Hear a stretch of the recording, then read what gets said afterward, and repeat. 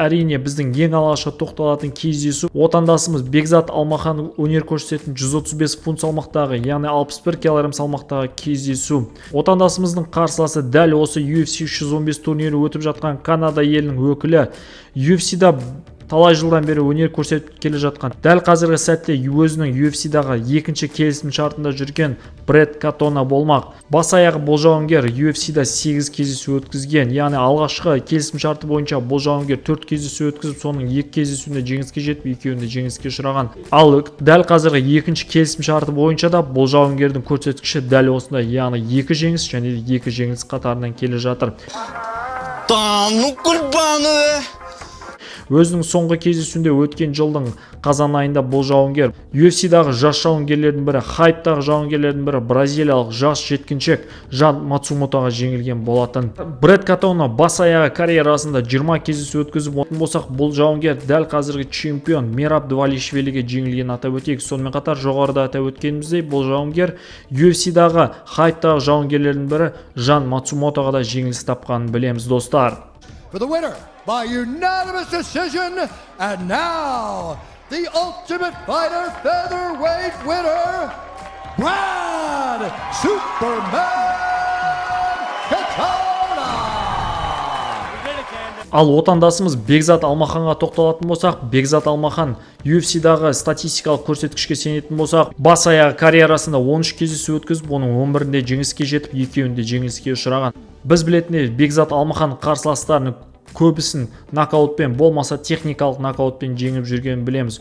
Оның рекордына қарабақ, яғни 9 жеңісі нокаутпен аяқталғанына қарабақ, біздің жауынгердің тік тұрып соғысуының өте жоғары деңгейде екенін атап өтуге болады. Сонымен қатар Бекзат Алмаханның жалпы джиу-джитсу стилінде өте жақсы деңгейде екенін білеміз.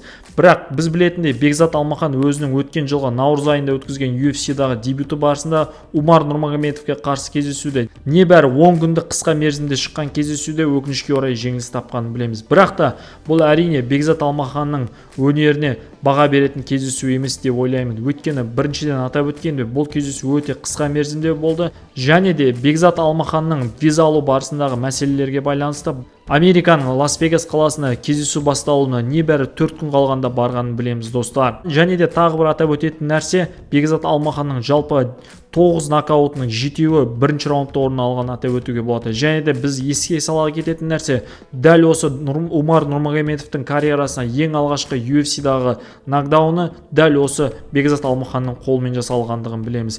Әрине, сол сәтте бәріміздің әттең ай деп қалған кезіміз бар екенін атап өтейік. Алла қаласа, алдағы уақыттарда мен жайлы еститін боласыздар. Мен барынша өз-өзімді көрсетуге дайынмын, бұйыртса.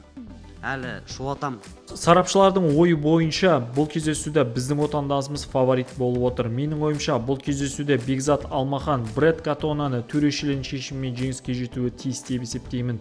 Өйткені біз білетінді Бред Катона өзінің UFC-дағы мансабына қарайтын болсақ, бұл жауынгер осы UFC-дағы отымен кіріп күлмен шыққан жауынгерлердің бірі деп айтсақ қателеспейміз, достар. Және де бұл жауынгердің The Ultimate Fighter деп аталатын теледидарлық шоу барысындағы кездесулеріне назар аударатын болсаңыз, бұл жауынгердің кездесулері өте қызыққа толы екендігін атап өтейік, достар.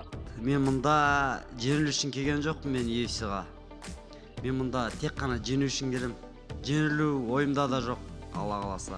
Және де әрине бұл кездесуде біз Бекзат Алмаханның жеңіске жетуін тілейтін боламыз, достар.